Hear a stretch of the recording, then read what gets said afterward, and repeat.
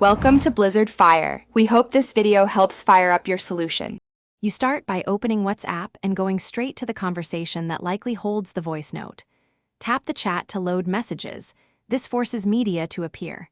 If messages are older, swipe up to scroll. Make sure cellular or Wi-Fi is active so audio thumbnails download. Once done, look for circular play icons or waveform previews. This first step locates candidates quickly, and it prevents re-downloading or mistaken chats when you continue to retrieve the audio. Once you see a voice message, tap play to confirm it's the one you want. This verifies content before saving. If you need more options, long press the message. This exposes forward, star, and info. Use info to confirm timestamp and whether it's been played. Forwarding lets you send the audio to yourself or another app for backup.